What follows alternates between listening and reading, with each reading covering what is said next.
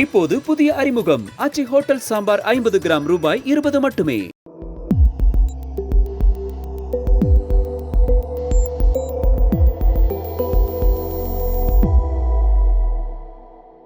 தமிழ் தடம் நேயர்களுக்கு வணக்கம். நம்மோடு உரையாட ஊடகவியலாளர் திரு கேப்ரியல் இணைந்திருக்காங்க. வாங்க பேசலாம். வணக்கம். வணக்கம்.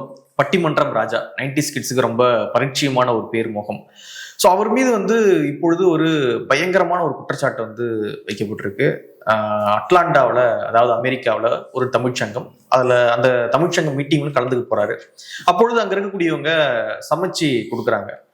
சமைச்சு கொடுத்த பெண்கிட்ட என்ன ஊருன்னு கேட்குறாரு. அந்த அம்மா காரைக்குடி அப்படின்னு சொல்றாங்க. உடனே இவர் அப்போ செட்டியாரா நீங்க அப்படின்னு கேட்டாரு அப்படின்னு சொல்லிட்டு அந்த பெண்மணியினுடைய அண்ணன் FBல முகநூல் பக்கத்துல ஒரு பதிவு போடுறாங்க. அந்த பதிவை எடுத்து அது பயங்கரமாக சர்ச்சையாக மாறுது. ராசா அவர்கள் என்ன சாதி புத்தியோட செயல்படுறாரு, பெரிய பெரிய இடத்துல இருக்கக்கூடிய ஆட்களுக்கும் இன்னும் சாதி போல, அந்த சாதி புத்தின்றது போவே இல்லை அப்படின்ற மாதிரி கடுமையா எதிர்வினையாற்றுறாங்க.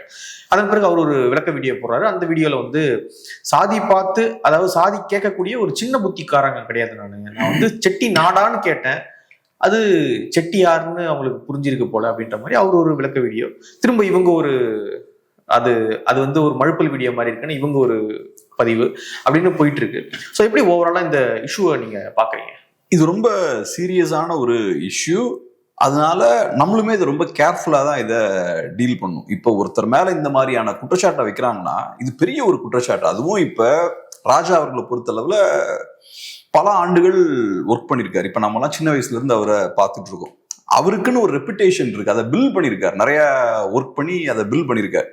இந்த மாதிரியான ஒரு சம்பவம் நடந்தா கம்ப்ளீட்டா அவரோட ரெப்புடேஷன் எல்லாமே காலி ஆகிறதுக்கு வாய்ப்பு இருக்கு. ஸோ அதனால இப்படி ஒரு சம்பவம் நடந்ததுன்னா கரெக்டா தீர விசாரிச்சு கரெக்டா எவிடன்ஸ்லாம் இருந்தாதான் நம்ம ஸ்ட்ராங்கான ஒரு நிலைப்பாட்டை நம்ம எடுக்க முடியும். ஸோ யார் மேலேயும் நம்ம அபாண்டமான ஒரு பழியை தூக்கி போட்டுற முடியாது. இப்ப நம்ம மேல அப்படி ஒரு பழி உழுதுன்னு வச்சுக்கோங்க, அது எவ்வளவு பெரிய ஒரு சிக்கலை நமக்கு ஏற்படுத்தும், நமக்கு இண்டிவிஜுவலா எவ்வளவு பெரிய உளைச்சல் அது ஏற்படுத்தும். ஸோ அதனால அடுத்தவங்க மேல நம்ம அந்த பழியை போடும் போதும் இல்லைன்னா அவங்கள குற்றம் சாட்டும் போதும் ரொம்ப கவனமா நம்ம யோசிச்சுதான் அதை பண்ணணும். ஸோ இங்கேயும் நம்ம அதை பண்ணணும் அப்படின்னு நான் பாக்குறேன். ஸோ இப்போ என்ன பொறுத்தளவுல பார்க்கும்போது ராஜா ஒரு விஷயத்த சொல்றாரு, குற்றச்சாட்டு வைக்கக்கூடியவங்க இன்னொரு ஆர்கியூமெண்ட்டை முன் வைக்கிறாங்க. ஸோ ராஜா அவர்களை பொறுத்தளவு நான் செட்டி நாடான்னு தான் நான் கேட்டேன் அப்படின்ற மாதிரி அவரு சொல்றாரு. ஆப்போசிட்ல அவர் மேல குற்றம் சாட்டுறவங்க இல்ல அவரு ஒரு கேஸ்டிஸ் ஃபீலிங்கோட அந்த சாதியை தான் அவர் கேட்டார் அப்படின்ற மாதிரி சொல்றாங்க. நமக்கு ப்ரூஃப் இல்லை, நிஜமாவே அங்க என்ன நடந்தது அப்படின்றத தெரிஞ்சுக்கிறதுக்கு நமக்கு ப்ரூஃப் இல்லை. ஸோ இவங்க ரெண்டு பேரும் அவங்க தரப்பு வாதங்களை முன்வைக்கிறாங்க. ஸோ பெஸ்டான விஷயம் என்னவா இருக்கும்னா, நமக்கு ப்ராப்பரான எவிடன்ஸ் இல்லாத போது குவைட்டா இருக்கிறது கரெக்டா இருக்கும். நம்ம ஒருத்தர் மேல பெரிய குற்றச்சாட்டுகள் எல்லாம் வைக்காம இருக்கிறது பெட்டரா இருக்கும். ப்ரூஃப் இருந்தா நம்ம பேசலாம், ப்ரூஃப் இல்லைன்னா குவைட்டா இருக்கிறது கரெக்டான ஒரு விஷயமா இருக்கும். பட் அன்பார்ச்சுனேட்லி இப்ப ஹைனாஸ் பார்த்தோம்னா ஃபுல் அக்ரெசிவ் மோட்ல இருக்காங்க. வெறித்தனமா ராஜாவை இப்ப அட்டாக் பண்ணிட்டு இருக்காங்க. அவங்கள பொறுத்தளவுல இந்த சம்பவம் நடந்து அந்த போஸ்ட் வந்த உடனே ரியாக்ட் பண்ண ஆரம்பிச்சாச்சு. உடனே பார்த்தோம்னா ராஜா இப்படி அப்படி அவரு அதை பண்ணிட்டாரு இதை பண்ணிட்டாருன்னு பிடிச்சி போட்டு அட்டாக் பண்ணிட்டு இருக்காங்க. இப்ப நம்ம இவ்வளவு நாள் வெயிட் பண்ணிருக்கோம், இதை பத்தி உடனே நம்ம பேசல, கொஞ்சம் வெயிட் பண்ணி தான் பேசணும். அதுக்கான காரணம் என்னன்னா, ஒரு சம்பவம் நடக்குதுன்னா உடனே நம்ம ரியாக்ட் பண்ண முடியாது. சம்பந்தப்பட்டவங்க ஒரு போஸ்ட் போட்டிருக்காங்க, அடுத்தது ராஜாட்டி நம்ம எக்ஸ்பிளனேஷன் கேட்கணும். ஸோ இப்போ ராஜா ஒரு வீடியோ போடுறாரு, அதுக்கு அந்த தரப்பு ஒரு இன்னொரு போஸ்ட் ஏதோ ஒன்று போடுறாங்க. அஃப்கோர்ஸ் இந்த போஸ்ட் எதுவும் இப்போ இல்லை சோசியல் மீடியாவில், டெலிட் பண்ணிட்டாங்கன்னு நினைக்கிறேன். பட் இந்த மாதிரியான விஷயங்கள் போகுது. ஸோ இதை நம்ம முதல்ல கொஞ்சம் நிதானமாக ஹேண்டில் பண்ணணும். இதை ஜென்ரலான ஒரு கண்டென்ட்டா நம்ம பார்க்கக்கூடாது. இது ஒரு பொலிட்டிக்கல் விஷயம் நடக்குது, ஸ்டாலின் அப்படி சொல்லிட்டாரு, சொன்ன உடனே கடற்கடன்னு எல்லாம் நியூஸ் போட ஆரம்பிப்பாங்களா அப்படின்னு நம்ம பார்க்க கூடாது. கூட்டணி மாதிரி அந்த மாதிரி கண்டென்ட், இது அந்த மாதிரி கண்டென்ட் கிடையாது. இது சீரியஸான ஒரு விஷயம். நான் எப்பவுமே பெரிய பெரிய மனிதர்களை நம்ம டச் பண்ணும்போது கொஞ்சம் கவனமா டச் பண்ணணும். ஃபார் எக்ஸாம்பிள் இப்ப இளையராஜாவை பார்த்தோம்னா வெறித்தனமா அட்டாக் பண்ணிட்டு இருப்பாங்க ஒரு குரூப். அவரு ஒரு பேராசை பிடிச்சவரு, பணம்னே போவாரு, மதிக்க மாட்டாரு. ஆமா, இந்த மாதிரிலாம் ஆர்கியூமெண்ட்ஸ் வைக்கும் போது கொஞ்சம் கவனமா இருக்கணும். ஏன்னா அவருக்கு ஒரு பெரிய லெகசி இருக்கு. நீங்க இந்த மாதிரியான அட்டாக்ஸை வைக்கும் போது அந்த லெகசியே டேமேஜ் ஆகுது. இப்ப மைக்கேல் ஜாக்சன் மேல பெரிய குற்றச்சாட்டு வைக்கும்போது அவரோட லெகசியே அங்க அடிவாங்க. ஏன்னா இளையராஜான்ற இண்டிவிஜுவலை நம்ம தான் உருவாக்கியிருக்கோம். 30-40 வருஷமா அவரோட பாடல்களை கேட்டு கேட்டு அவரோட சிடிஸை வாங்கி அவரோட கேசட்ஸை வாங்கி நம்ம தான் ஒரு பெரிய ஒரு ஜாம்பவான் அப்படின்ற ஒரு லெஜெண்டை நம்ம உருவாக்கி இருக்கோம். அப்புறம் நம்மளே டிஸ்ட்ராய் பண்றதுல எந்த பயனும் கிடையாது. ஒருத்தரை உருவாக்குறது டிஸ்ட்ராய் பண்ண நம்ம வேலையா? ஸோ அதை கொஞ்சம் நம்ம ரெஸ்பெக்ட் பண்ணணும். இவருக்கும் சரி, சாலமன் பாப்பையாவுக்கும் சரி, இவங்களுக்கும் ஒரு பெரிய ரெப்புடேஷன் இருக்கு. அதை அடிச்சு காலி பண்றதுக்கு முன்னாடி கொஞ்சம் நம்ம யோசிக்கணும். பட் அன்பார்ச்சுனேட்லி நம்ம ஹைனாஸுக்கு அந்த பொறுமை இல்லை. ஏதோ ஒரு வாய்ப்பு கிடைச்சிருச்சு அப்படின்றதுக்காக அவரை போட்டு இப்ப தாக்கிட்டு இருக்காங்க. இதுல நான் முக்கியமான பிரச்சனை என்னவா பாக்குறேன்னா, இந்த இண்டிவிஜுவல்ஸ் இருக்காங்க பாருங்க, முற்போக்காளர்கள். இப்ப அவங்க ராஜாவை அட்டாக் பண்றாங்க. ராஜாவை அவங்க அட்டாக் பண்றதுக்கான காரணம் என்னன்னா, சொசைட்டில சாதியம் ரொம்ப வலுவா இருக்கு, தீவிரமா இருக்கு, அது மோசம். அதை நம்ம சரி பண்ணணும். ஸோ அதனால இப்ப என்ன பண்றாங்க, ராஜா அப்படின்றவர் கேஸ்டிஸ்டா பிஹேவ் பண்றாரு. நாங்க ராஜாவை அட்டாக் பண்றோம். ஸோ ராஜா பிற்போக்குவாதி, நாங்க பாதிக்கப்பட்டவர்கள் பக்கம் இருக்கோம். அந்த வகையில நாங்க முற்போக்காளர்கள், நாங்க சாதியத்துக்கு எதிராக இங்க செயல்படுறோம் அப்படின்ற ஒரு மாரல் ஸ்டாண்ட் அவங்க எடுக்க முயற்சி பண்றாங்க. இங்க சிக்கல் என்னன்னு பார்த்தோம்னா, நீங்க நிஜமாவே சாதியத்துக்கு எதிராக சண்டை போடணும்னு நினைச்சீங்கன்னா, நீங்க சொசைட்டில இஷ்யூ பேஸ்டா சாதியத்துக்கு எதிராக சண்டை போடணும். ஃபார் எக்ஸாம்பிள், இப்ப வேங்கை வயல் சம்பவம் நடக்குதுன்னா அங்க நீங்க ஆக்ஷன் எடுக்கணும்.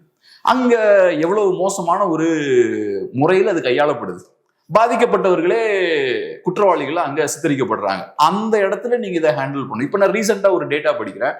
2022-23 இந்த காலகட்டங்களில் ஏறக்குறைய 1700 வன்முறை சம்பவங்கள் ஒடுக்கப்பட்டவர்களுக்கு எதிராக நடந்திருக்கு. இப்ப அந்த நம்பர் இன்க்ரீஸ் ஆயிட்டே இருக்கு. ஏறக்குறைய 2000 கிட்ட வந்துருச்சுன்றாங்க. சோ அப்ப நம்பர் ஈஸி, 2000 நம்ம சொல்லிடுறோம். ஆனா அந்த ஒவ்வொரு சம்பவத்துக்குள்ளே நீங்க போனீங்கன்னா பெரிய வலியும் இருக்கும், நிறைய பிரச்சனைகளும் இருக்கும். அதுக்குள்ள நீங்க போகணும். அதுக்குள்ள நீங்க போயிட்டு இங்க யாரு பக்கம் நியாயம் இருக்கு, யாரு பக்கம் அநியாயம் இருக்கு, அங்கெல்லாம் நீங்க கரெக்டா ஸ்டாண்ட் எடுக்கலாம். அது சோசியல் இஷ்யூவும் கூட. ஆனா அங்க நீங்க கரெக்டான ஸ்டாண்ட் எடுத்தீங்கன்னா திமுக மேல பொலிட்டிக்கல் ப்ரெஷர் போட வேண்டியிருக்கும்.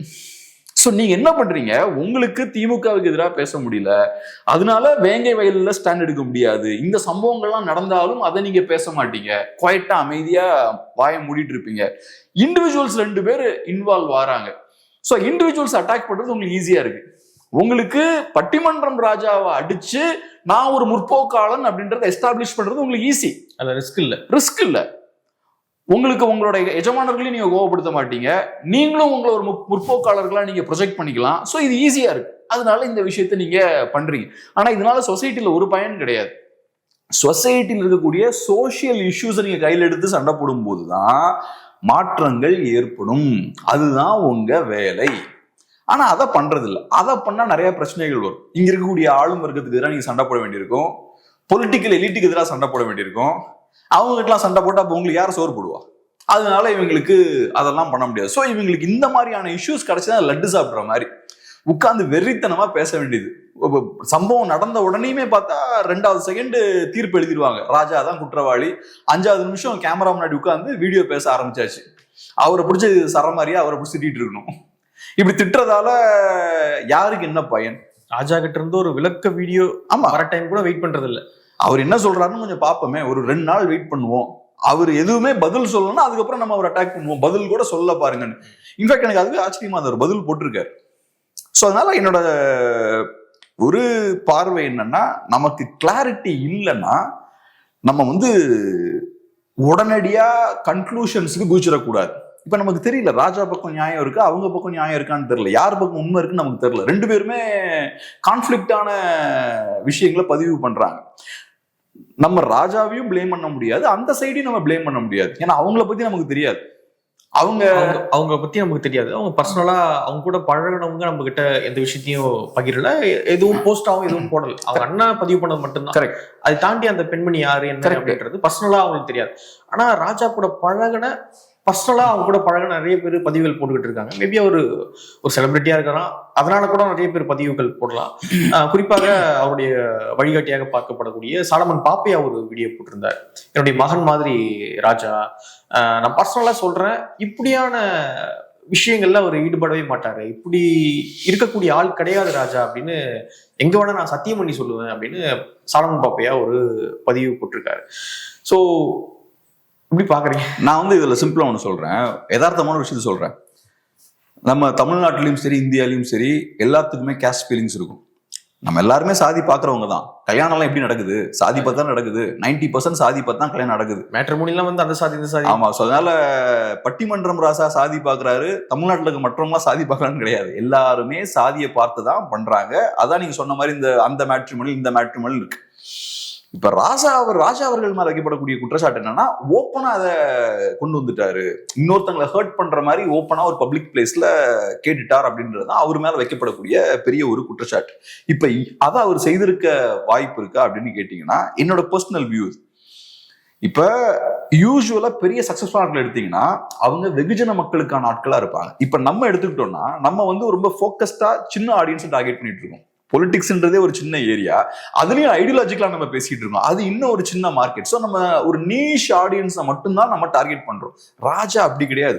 சண்டே ஆனா எல்லாரும் உட்காந்து ஒட்டுமொத்த தமிழ்நாடும் அவங்களோட பட்டிமன்றத்தை பார்க்கும். சாலமன் பாப்பையா பட்டிமன்றம், இவரோட பட்டிமன்றம் எல்லாரும் உட்காந்து பார்த்துட்டு இருப்பாங்க. ஸோ அப்படிப்பட்ட இண்டிவிஜுவல்ஸ் பார்த்தீங்கன்னா ஒரு குறிப்பிட்ட சாதி சார்போடையோ இல்லாட்டி ஒரு கேஸ்டிஸ் ஃபீலிங்கோடையோ பொதுவாக செயல்பட மாட்டாங்க. ஃபார் எக்ஸாம்பிள் இப்போ சினிமா ஸ்டார்ஸ் எடுத்துக்கோங்களேன். அவங்க அந்த மாதிரி குறிப்பிட்ட இந்த சாதியினருக்கான நடிகர்ன்ற மாதிரி யூஸ்வலா இருக்க மாட்டாங்க. ஏன் அப்படி இருக்க மாட்டாங்கன்னா அவங்களோட டார்கெட் வந்து entire Tamil Nadu, entire Tamil population அவங்க டார்கெட் பண்ணி செயல்படுவாங்க. அவங்கள பொறுத்தளவில் அப்படியான ஒரு ஸ்டாண்ட் எடுத்தாச்சுன்னா அவங்க ஆடியன்ஸ் உடஞ்சிருவாங்க. ஓ இவர் இப்படிப்பட்டவரா, அப்ப நம்ம இவருக்கு சப்போர்ட் பண்ணக்கூடாது அப்படின்ற மாதிரி போக ஆரம்பிச்சிருவாங்க. அவங்களுக்கு கேஸ்ட் ஃபீலிங்ஸ் இருக்காதுன்னு நான் சொல்ல வரல, உள்ளுக்குள்ள அவங்களுக்கு இருக்கலாம். பட் வெளியே ஓப்பனா அவங்க அதை கொண்டு வர மாட்டாங்க. சோ ராஜாவும் ஒரு மாஸுக்கான ஒரு இண்டிவிஜுவல், அவர் எல்லாரையும் ரீச் பண்றவர். அந்த ஃபீல்ட்ல இருக்கும்போது எல்லாரோடையும் இன்ட்ராக்ட் பண்ண வேண்டிய தேவையும் அவருக்கு இருக்கும். இப்ப நடிகர்கள் சினிமா இண்டஸ்ட்ரியிலாம் பாத்தீங்கன்னா அது பாத்தீங்கன்னா உள்ளுக்குள்ள அந்த ஃபீலிங்ஸ் இருக்கலாம். பட் வெளியே பாத்தீங்கன்னா ரொம்ப ஃப்ரீயா எல்லாரும் சேர்ந்து கோஆர்டினேட் பண்ணி ஒர்க் பண்ணுவாங்க. சொசைட்டியை விட சினி இண்டஸ்ட்ரி ரொம்ப ப்ரோக்ரெசிவா இருக்கும் உள்ளுக்குள்ள. அது காரணம் அவங்க எல்லாரோட தேவையும் அவங்களுக்கு இருக்கு. அவங்க அந்த மாதிரியான ஒரு இடத்துல இருந்து செயல்பட முடியாது. சாதி கட்சி தலைவர் மாதிரி அவங்க செயல்பட முடியாது. அது இவருக்கும் பொருந்தும் அப்படின்ற மாதிரி நான் பாக்குறேன். ரெண்டாவது, நான் அப்படி பாக்குறதால அப்ப அந்த பெண்ணையோ அவங்களோட அண்ணனையோ குறை சொல்றேன்னு அர்த்தம் கிடையாது. இப்ப என்ன நடந்ததுன்னு நமக்கு தெரியாது. மேபி அவங்க உண்மையை சொல்லலாம், மேபி இல்லாம இருக்கலாம். நமக்கு எப்படி தெரியும்? அது மேபி மிஸ் அண்டர்ஸ்டாண்டிங்கா இருக்கலாம். ராஜா சொன்ன மாதிரி அவரு செட்டி நாடுன்னு சொன்னதை அவங்க செட்டி யாரான்னு புரிஞ்சிருக்கலாம். நமக்கு என்ன நடந்ததுன்னு நமக்கு தெரியாது. நிஜமாவே அதை டீப்பா நான் புரிஞ்சுக்கணும், என்ன நடந்ததுன்றத 100% தெளிவா புரிஞ்சுக்கணும்னா இப்ப நான் அந்த சம்பந்தப்பட்ட அந்த ஈவெண்ட்ல யாரெல்லாம் கலந்துக்கிட்டாங்க, அந்த சம்பவம் நடக்கும்போது யாரெல்லாம் இருந்தாங்க, அவங்களுக்கெல்லாம் ஃபோன் பண்ணி பேசிட்டு இந்த மாதிரி நான் அவங்ககிட்ட எல்லாம் பேசினதுல அவங்க சிலவங்க இந்த மாதிரியான விஷயங்கள் சொன்னாங்க. அதை வச்சு நான் அந்த முடிவுக்கு வந்தேன்னு சொன்னா நியாயம் இருக்கு. ஆனா எதுவுமே இல்லாம ஒரு தரப்புல இருந்து வரக்கூடிய ஒரு குற்றச்சாட்டை மட்டும் நீங்க எடுத்துக்கிட்டு எப்பவுமே அந்த மாதிரி ஸ்டாண்ட் எடுக்கக்கூடாது. ஒன் சைடடா ஒரு சைட்ல இருந்து வரக்கூடிய ஒரு ஆர்கியூமெண்ட்டை மட்டுமே நம்ம வாங்கிட்டு நம்ம பேசக்கூடாது. அப்படி பேசும்போதும் ஒரு ஸ்டாண்ட் நம்ம எடுக்க முடியாது. ரெண்டு தரப்புல இருந்தும் நம்ம அவங்க வாதம் என்ன அப்படின்றத வாங்கினதுக்கு அப்புறம் தான் நம்ம ஒரு ஸ்டாண்ட் எடுக்க முடியும். அது கொஞ்சம் பொறுமை வேணும். அது அந்த சின்ன ஒரு பொறுமை நமக்கு கிடையாது. உடனே அப்படியே நீச்சல் குளத்துக்குள்ள குதிக்கிற மாதிரி இந்த இஷ்யூக்குள்ள குதிச்சிடணும். எல்லாத்தையுமே கண்டென்ட்டா தான் பாக்குறது. அங்கதான் சிக்கல் வருது. ஆனா இங்க எனக்கு தெரிஞ்ச இதுல மிகப்பெரிய சிக்கல் என்னன்னு நான் பாக்குறேன்னா, நீங்க ரைட் சொசைட்டியை திருத்தணும்னு நினைக்கிறீங்க. சொசைட்டில கேஸ்ட் இந்த சாதி ரீதியான ஒடுக்குமுறைகள் இருக்கு, அதை ஒரு முடிவு கொண்டு வரணும். சூப்பர். அதுக்கு நீங்க இண்டிவிஜுவல்ஸ் டார்கெட் பண்ணலாம் பிரயோஜனம் கிடையாது. அதுக்கு நீங்க இஷ்யூ பேஸ்டா நீங்க பேசணும். இன்னைக்கு இந்த யூடியூப்ல உட்காந்துக்கிட்டு முற்போக்காளர்கள் பேசுறாங்க பாருங்க. இந்த 4 இயர்ஸ்ல இஷ்யூ பேஸ்டா எத்தனை பிரச்சனை எடுத்துக்காங்கன்னு பார்ப்போம். அதுக்கு முன்னாடி எடுத்தாங்க 2016 இருந்து 21 வரைக்கும் எடுத்தாங்க. அப்பெல்லாம் முக்கியமான இஷ்யூ பேஸ்டா நிறைய எடுத்து பேசிட்டு இருந்தாங்க. இந்த லாஸ்ட் 4 இயர்ஸா இவங்க இஷ்யூ பேஸ்டா எந்த இஷ்யூவும் டச் பண்றது கிடையாது. லைட்டா வேங்கை வயல் இஷ்யூல லைட்டா டச் பண்ணுவாங்க. ஏன்னா டச் பண்ணலன்னா எல்லாம் காரி துப்பிடுவாங்கன்னு தெரியும். அதனால லைட்டா டச் பண்ணுவாங்க. ஆனா அதை தாண்டி அதுக்கு முன்னாடி ஒரு வீரியத்தோட அதை டீல் பண்ணுவாங்கல்ல. ஒடுக்கப்பட்ட மக்களோட இருந்து அரசையும் ஆதிக்கம் செலுத்தக்கூடியவங்களும் எதிர்த்து பேசுவாங்கல்ல, அது பண்றது கிடையாது. குறிப்பா அரசை நோக்கில எந்த கேள்வியுமே எழுப்புறது கிடையாது. சோ இங்க அதுதான் வேணும். உங்களுக்கு நிஜமாவே தமிழ்நாட்டை ஒரு சமமான ஒரு சொசைட்டியா மாத்தணும் அப்படின்ற ஒரு விருப்பம் இருந்தால் போய் பட்டிமன்ற ராஜா கூட போய் சண்டை போட்டு இருக்க கூடாது. சிஸ்டமோட நீங்க சண்டை போடணும். இஷ்யூ பேஸ்டா தான் அதை நீங்க பண்ண முடியும். ஒவ்வொரு இஷ்யூவும் எடுக்க சிஸ்டம் எங்கெல்லாம் ஃபெயில் ஆகுதுன்னு தெரியும். இப்ப நான் சொன்ன பாருங்க, 2000 வன்முறை சம்பவங்கள் நடந்திருக்கு. ஒவ்வொரு சம்பவத்துக்கு பின்னாடியும் நிறைய ஃபெயிலியர் இருக்குவாங்க. இந்த சிஸ்டம் எப்படி கொலாப்ஸ் ஆயிருக்கு, ஃபெயில் ஆயிருக்கு அப்படின்றத நீங்க அங்க பார்க்கலாம். காவல்துறை கரெக்டா செயல்பட்டு இருக்கா, அரசு கரெக்டா செயல்பட்டு இருக்கா, அங்க இருக்கிற சொசைட்டி ஏன் இந்த மாதிரியான சம்பவத்தை நடக்க விட்டுது, அதெல்லாம் நீங்க பார்த்தீங்கன்னா எங்க அழுத்தம் போடணுமோ அங்க நீங்க அழுத்தம் போடுவீங்க. இதெல்லாம் இவங்க டச் பண்ண முடியாது. இதெல்லாம் டச் பண்ணா தெரியும் பேட்டா வராதுன்னு தெரியும்.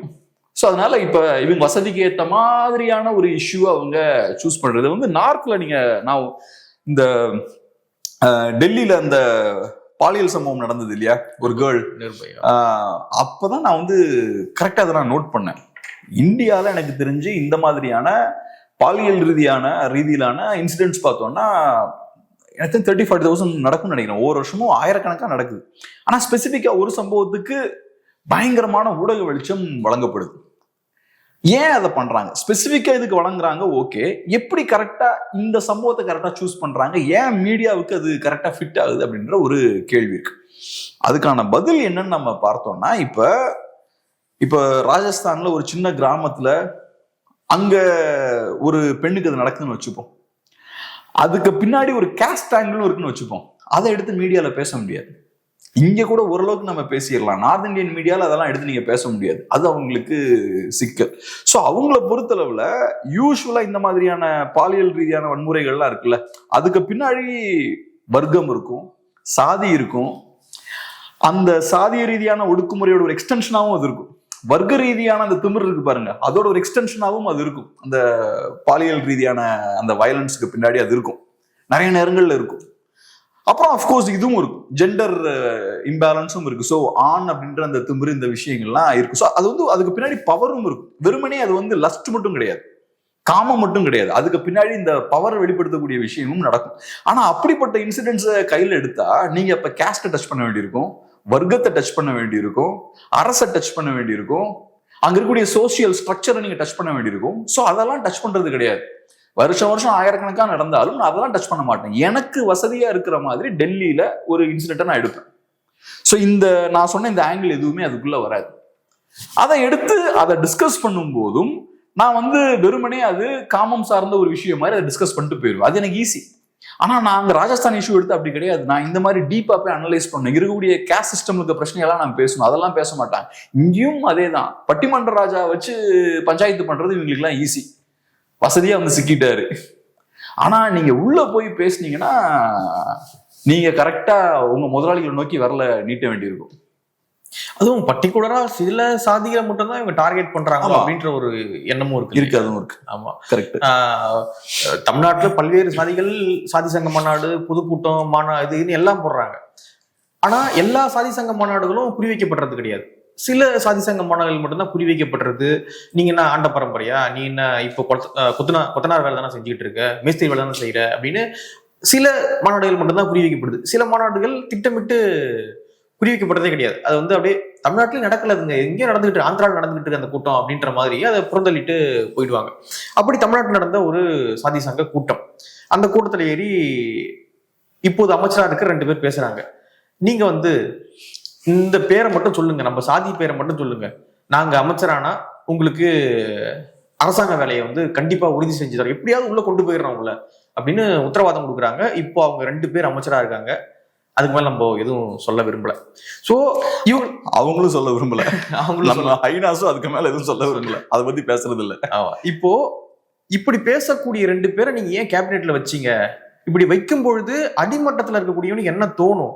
அப்போ இதை வந்து ஸ்டாலின் என்கரேஜ் பண்றாரு, திமுக இதை என்கரேஜ் பண்ணுது அப்படின்னா அதை எதிர்த்துப்பாங்க அப்படின்னு ஒரு அழுத்தம் கொடுத்து இவங்க 2 பேரையும் கேபினெட்ல இருந்து தூக்க இவங்களால முடியல.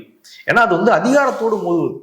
அதிகாரத்தோடு மோதுறது அப்படின்றது வந்து ரொம்ப ரிஸ்க். அது பட்டிமன்ற ராஜாவோடு பட்டிமன்றம் பண்ணலாம், அது ஒன்றும் பிரச்சனை கிடையாது. அவர் ஒரு விளக்க வீடியோ போட்டு மாட்ட போயிடுவாரு, எதிர்வினை ஆற்ற மாட்டார். ஆனா அதிகாரத்தோடு மோதுறது ரொம்ப கஷ்டமானது. அதனால இவங்க என்ன பண்றாங்க அப்படின்னா, அதிகாரத்தோடு மோதுறதே விட்டுட்டு இண்டிவிஜுவல், நீங்க கிடைக்கிறீங்களா என்னைக்காவது, உங்களை வச்சு கூட சில வீடியோக்கள் வரும், அந்த மாதிரியான இண்டிவிஜுவல்ஸ் வீடியோ போடுறாங்க. ஸோ சிஸ்டம் வந்து இந்த சாதிகளுக்கு, அதாவது ஒரு கவர்மெண்ட் வந்து அதை கண்ட்ரோல் பண்ணக்கூடிய கட்சிக்கு வந்து சாதியை தாண்டிய ஒரு பார்வை இருக்கு அப்படின்னா, கண்டிப்பா ராசா மேபி ராசா கேட்டிருந்தார் அப்படின்னா அவர் கேட்கக்கூடிய எண்ணமே வந்திருக்காது. ஸோ இது சிஸ்டமே இங்க பிரச்சனையா இருக்கும்போது நம்ம இண்டிவிஜுவலை போய் டச் பண்ணிட்டு உங்கள்கிட்ட தான் பிரச்சனை இருக்கு, உங்கள்கிட்ட தான் பிரச்சனை இருக்கு, சிஸ்டமே பிரச்சனையா இருக்கு அப்படின்றதே சொல்ல மறந்துடுறாங்க. நான் இதுல இன்னும் சிம்பிளா சொல்றேன். திமுகவுக்கு பேக்கிங் கம்யூனிட்டி இருக்குல்ல தமிழ்நாட்டுல, இங்க மேஜர் பொலிட்டிக்கல் பார்ட்டிஸ்க்குலாம் பேக்கிங் கம்யூனிட்டி இருக்காங்கல்ல, திமுகவுக்கு இங்க பேக்கிங் கம்யூனிட்டி இருக்குல்ல.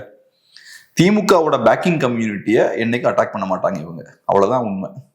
திமுகவோட பேக்கிங் கம்யூனிட்டின்னு கம்யூனிட்டி இருக்கும்ல, சில கம்யூனிட்டிஸ் இருக்கும்ல, அவங்கள டச் பண்ண மாட்டாங்க. அப்பவும் மாறிக்கிட்டே இருக்கும். ஓரளவுக்கு ஸ்டெடியா தான் இருக்கு. ஓகே, சில குரூப் ஸ்டெடியா தான் இருக்கு. அதிமுக மட்டும் தான் மாறுது. அதிமுகவுக்கு லைட்டா மாறி இருக்கு. அதிமுகவோட பேக்கிங் கம்யூனிட்டி அட்டாக் பண்ணிக்கிட்டே இருப்பாங்க, காங்கிரஸ் பார்ட்டியோட பேக்கிங் கம்யூனிட்டி அட்டாக் பண்ணுவாங்க. ஸோ அதிமுகவுக்கு ஒரு காலத்துல தேவர்கள் பேக்கிங் கம்யூனிட்டியா இருந்தாங்க. அப்ப தேவரை பயங்கரமா அட்டாக் பண்ணாங்க. அவர்கள் ரொம்ப மூர்கர்கள், அவருங்க ரொம்ப வயலண்டானவங்க, இந்த கேஸ்ட் அட்ராசிட்டிஸ்னாலே அதை ஃபுல்லா செய்யறது அவங்க தான் அப்படின்ற மாதிரி. நான் காலேஜ் படிக்கும்போது அதெல்லாம் பண்ணிட்டு இருந்தாங்க. அவங்கள பயங்கரமா மோசமா சித்தரிச்சுட்டு இருந்தாங்க இந்த சோகால்டு இந்த ப்ரோக்ரஸிவ் இன்டெலெக்சுவல்ஸ். இன்னைக்கு பண்றது இல்லை, ஏன்னா இன்னைக்கு தேவர்களுக்கு ஏடிஎம்கேவோட பிரச்சனை இருக்கு, அவங்க ஏடிஎம்கேவோட அவ்வளவு சந்தோஷமா இல்லை. ஸோ அதனால இன்னைக்கு அந்த மாதிரி அட்டாக் பண்றலாம். முன்னாடி பண்ணாங்க. ஏடிஎம்கேவோட பேக்கிங் கம்யூனிட்டி அவங்க இருக்கும்போது ஸ்பெசிஃபிக்கா அவங்க டார்கெட் பண்ணிக்கிட்டே இருப்பாங்க. அதே மாதிரி இன்னைக்கு கவுண்டர்ஸை டார்கெட் பண்ணிட்டு இருக்காங்க. கவுண்டர்ஸ் பாத்தீங்கன்னா அவங்க ஏமாளிகள், காசை ஏமாந்து விட்டுக்கிட்டே இருப்பாங்க அப்படின்ற மாதிரி ஸ்பெசிஃபிக்கா இன்னைக்கு கவுண்டர்ஸை டார்கெட் பண்ணிட்டே இருக்காங்க. ஏன்னா இன்னைக்கு அவங்க அதிமுகவோட பேக்கிங் கம்யூனிட்டியா இருக்காங்க. Packing community major packing community அவங்க இருக்காங்க. ஒரு சிஎம்ஐயும் அவங்க ப்ரொடியூஸ் பண்ணிட்டாங்க. இதே மாதிரி இதுக்கு முன்னாடி காங்கிரஸ் பார்ட்டி ஸ்ட்ராங்கா இருக்கும்போது, காமராஜர் அவர்கள் சிஎம்மா இருக்கும்போது குறிப்பா நாடார்ஸும் டார்கெட் பண்ணப்பட்டாங்க. அதுக்கான காரணம் என்னன்னா இதே தான். ஸோ பொலிட்டிக்கலா யாரெல்லாம் டிஎம்கேவை சேலஞ்ச் பண்றாங்களோ அந்த பார்ட்டிஸோட பேக்கிங் கம்யூனிட்டிஸ் எல்லாம் இவங்க டார்கெட் பண்ணுவாங்க. இதுதான் பேசிக்கான ரூல். டிஎம்கேவுக்குன்னு சில பேக்கிங் கம்யூனிட்டிஸ் இருக்கும். அது ரொம்ப நாளா சில பேக்கிங் கம்யூனிட்டிஸ் ரொம்ப நாளா இருந்துகிட்டே இருக்கு. அவங்க டச் பண்ணவே மாட்டாங்க. அவங்க டச்சே பண்ண மாட்டாங்க. இன்ஃபேக்ட் ரெவென்யூ மூவ்மெண்ட் ஸ்டார்ட் ஆனதுல இருந்து இப்போ வரைக்கும் சில பேக்கிங் கம்யூனிட்டிஸ் இருக்காங்க. இவங்க டச்சே பண்ண மாட்டாங்க. ஸோ இவங்க லாஜிக் படி பார்த்தா அவங்க எல்லாம் ரொம்ப கேஸ்ட் ஃபீலிங்ஸே இல்லாத முற்போக்காளர்கள். இங்க இருக்கக்கூடிய தமிழ்நாட்டில் கூடிய கொஞ்சம் பேர் மட்டும்தான் முட்டிக்கிட்டே இருப்பாங்க அப்படின்றதான் அவங்களோட, அவங்க சொல்றது இல்லை ஓப்பனா, ஆனா இவங்க செயல்பாடை வச்சு நம்ம புரிஞ்சுக்கிறது அதுதான். ஆனா இதுதான் லாஜிக். இது எல்லா மேட்னஸ்க்கு பின்னாடி ஒரு டிசைன் இருக்கும். இந்த மேட்னஸ்க்கு பின்னாடி இருக்க டிசைன் இதுதான். திமுகவோட பேக்கிங் கம்யூனிட்டி டச் பண்ண மாட்டாங்க. சாதி ரீதியான மோதல் ஆச்சா புச்சான்னு என்னெல்லாமோ சொல்லுவாங்க. ஆனா அதுல பாத்தீங்கன்னா திமுகவுக்கு பின்னாடி இருக்கக்கூடிய பேக்கிங் கம்யூனிட்டி வரவே மாட்டாங்க. அதுல மேஜர் பேக்கிங் கம்யூனிட்டிஸ் வர மாட்டாங்க. ஆனா அதிமுகவுக்கு பின்னாடி இருக்கக்கூடிய பேக்கிங் கம்யூனிட்டிஸை ஹெவியா டார்கெட் பண்ணுவாங்க. அவங்க சாதி வெறியர்கள், முட்டாள்கள், மூர்கர்கள் அப்படின்ற மாதிரி அவங்கள பிராண்ட் பண்ணுவாங்க. இதை செய்யறதால என்ன நடக்குதுன்னு பார்த்தோம்னா சொசைட்டி போல்ரைஸ் ஆகுது. தமிழர்களை மாத்தி மாத்தி அவங்களுக்குள்ள சண்டை போட வச்சுக்கிட்டே இருக்கலாம். அந்த விஷயத்த அவங்க பண்ணுவாங்க. இப்ப இது கூட அதுதானே. இப்ப பட்டிமன்றம் ராஜா அவர்களோட அந்த சம்பவம் நடக்குது. நடந்த உடனே இவங்க அதை யாரு பக்கம் நியாயம் இருக்குன்றதுல கிளாரிட்டி இல்லை. உண்மை அதுதான், கிளாரிட்டி இல்லை. கிளாரிட்டி இல்லைன்னா நீ தீர்ப்பு கொடுக்க கூடாது. ஆனா இவங்க ஒரு ஸ்டாண்ட் எடுத்து அவரை போட்டு தாக்குறாங்க. இது என்ன பண்ணுது? ஆக்சுவலா சொசைட்டில ஒரு போலரைசேஷன் அது கிரியேட் பண்ணுது. இவங்களோட நோக்கமும் அதுவா தான் இருக்கு. ஒரு போலரைசேஷனை கிரியேட் பண்ணணும், சொசைட்டிக்குள்ள ஒரு பிரிவினையை ஏற்படுத்தணும். தமிழர்கள் மாத்தி மாத்தி அவங்களுக்குள்ள சண்டை போட்டுட்டு இருக்கணும். ஒரு டிஸ்ட்ரஸ்ட்பாங்கல்ல, நம்பகத்தன்மையை உடைச்சிடணும். ஒரு தமிழன் இன்னொரு தமிழனை நம்பக்கூடாது. அப்படி நம்பலன்னா என்ன பண்ணுவான்? ஒண்ணு சேர மாட்டான். நான் உங்களை நம்பி நீங்க நம்பினாதான் நம்ம ஒண்ணு சேர முடியும். அது நடக்காது. அந்த ஒரு டிஸ்ட்ரஸ்டை கிரியேட் பண்ணணும். அதுதான் இங்க வேலை. இப்ப the making of a slave அப்படின்ற ஒரு டாக்குமெண்ட் உண்டு. சொல்லப்படுற விஷயம் என்னன்னா, அந்த டாக்குமெண்ட் ஒரு 300-400 இயர்ஸ்க்கு முன்னாடி ரிலீஸ் பண்ணாங்க. அரௌண்ட் 300 இயர்ஸ் முன்னாடி ரிலீஸ் பண்ணாங்க. யூஎஸ்ல ஸ்லேவரி இருக்கும்போது. 300 இயர்ஸா? ஆமா, ஸ்லேவரி யூஎஸ்ஏல இருக்கும்போது the making of a slave அப்படின்ற அந்த டாக்குமெண்ட், இது ஒரு ஃபிக்ஷனல் டாக்குமெண்ட் தான். ஆனா இப்படி சொல்லப்படுது. சில பேர் இந்த மாதிரி சொல்லுவாங்க. அந்த டாக்குமெண்ட்டை பொறுத்தளவுல அதுல என்ன இருக்குன்னா, சில பாயிண்ட்ஸ் இருக்கும். அடிமைகள் இன்னைக்கு இருக்காங்க, அவங்கள காலம் முழுக்க நம்ம கண்ட்ரோலுக்கீழே வச்சுக்கணும்னா என்னெல்லாம் பண்ணணும்? இன்னைக்கு அடிமைகள் நமக்கு எதிராலாம் திரும்புறாங்க, நம்ம கூட சண்டை போடுறாங்க, விடுதலை வேணும்னு கேட்கறாங்க. ஸோ அதெல்லாம் நடக்காம காலங்காலத்துக்கும் அவங்க நமக்கு கட்டுப்பட்டவர்களா அடிமைகளா நம்ம வச்சுக்கணும்னா நம்ம என்ன பண்ணணும் அப்படின்றதுக்கு சில வழிமுறைகள் கொடுத்துருப்பாங்க. அடிமைகளுக்குள்ள நிறைய முரண்கள் இருக்கு, அதை நம்ம கூர்மைப்படுத்தணும். சில அடிமைகள் பார்த்தா டார்க் ஸ்கின்டா இருப்பாங்க, சில அடிமைகள் லைட் ஸ்கின்டா இருப்பாங்க. அப்ப லைட் ஸ்கின் அடிமையை டார்க் ஸ்கின் அடிமைக்கு எதிராக திருப்புங்க. அவங்களுக்கு ஒரு முரண் இருக்குல்ல, அதை யூஸ் பண்ணி திருப்புங்க. சில அடிமைகள் பார்த்தோம்னா வீட்டுக்குள்ள இருந்து வேலை பார்ப்பாங்க, நிறைய அடிமைகள் வெளியில இருந்து வேலை பார்ப்பாங்க, வயல்ல வேலை பார்ப்பாங்க. ஸோ வயல்ல வேலை பார்க்குற அடிமைக்கும் வீட்டுல வேலை பார்க்குற அடிமைக்கும் நிறைய முரண்கள் இருக்கு. அதை நீ குறுமப்படுத்து. இவனை அவனுக்கு எதிராக திருப்பு, அவனை இவனுக்கு எதிராக திருப்பு. அதே மாதிரி ஆணுக்கும் பெண்ணுக்கும் இடையே பெரிய முரண் இருக்கு. அதை நீ யூஸ் பண்ணு. ஆண்களை பெண்களுக்கு எதிராக திருப்பு. பாரு, நீ ஒரு பெண்ணை ஒன்னு அவன் எக்ஸ்ப்ளாய்ட் பண்றான் பாரு, அப்புறம் அவன்கிட்ட போய் என்ன பெண்களுக்கு ஏன் அவ்வளவு ஃப்ரீடம் கொடுக்குற அப்படின்னு அங்க போய் பேச, அப்ப மாத்தி மாத்தி அவங்களுக்குள்ள அடிச்சுப்பாங்க. இந்த மாதிரி ஒரு 9-10 முரண்களை பட்டியலிட்டு இருப்பாங்க. இதோட வேலையே என்னன்னா, மாத்தி மாத்தி அவனுக்குள்ளேயே அடிச்சுக்கிட்டான்னா அவனுக்குள்ள இருக்கக்கூடிய அந்த நம்பகத்தன்மை உடஞ்சிரும். அவனோட சகோதரன் நம்ப மாட்டான், சொந்த இனத்தவனை நம்ப மாட்டான், அவனுக்குள்ளேயே அடிச்சுக்கிட்டே இருப்பான். அதுதான் அவனுக்கு வேணும். கூட இருக்கவன் மேல நம்பிக்கை இல்லைனாலே நான் அவனோட சேர முடியாது. அவனோட நான் சேர முடியாதுன்ற சூழல் ஏற்பட்டா எதிரி கூட நான் சேர்ந்து சண்டை போட முடியாது, நான் பிரிஞ்சேதான் இருப்பேன். இங்கேயும் ஏறக்குறைய அதே தான். இங்க இஷ்யூ பேஸ்டா நீங்க சாதி ஒடுக்குமுறை எடுத்து பேசுறீங்கன்னா அது என் சொசைட்டிக்கு நல்லது. என் சொசைட்டில கூடிய ஏற்றத்தாழ்வு அது அடிச்சு உடைச்சு ஒரு விதமான ஒரு ஈக்குவாலிட்டியை கிரியேட் பண்ணும். அது என் சொசைட்டிக்கு நல்லதுதான், அது தேவை. ஸோ இருக்கக்கூடிய சாதிய ரீதியான வன்முறைகள் நடக்குதுன்னா அதை கொஸ்டின் பண்ணணும். ஆனா அதெல்லாம் பண்ணாம இந்த மாதிரி ஆர்டிபிஷியலா சொசைட்டியை போலரைஸ் பண்றது இருக்கு பாருங்க. அது அப்படி போலரைஸ் பண்றதுக்கான காரணம் என்னன்னா, நான் சொன்ன மாதிரி சொசைட்டி அப்படியே 2ஆ உடைச்சே வச்சிருக்கிறது. நான் உங்களை நம்பக்கூடாது, நீங்க என்ன நம்பக்கூடாது, சுத்தி இருக்க யாரையும் நம்பக்கூடாது.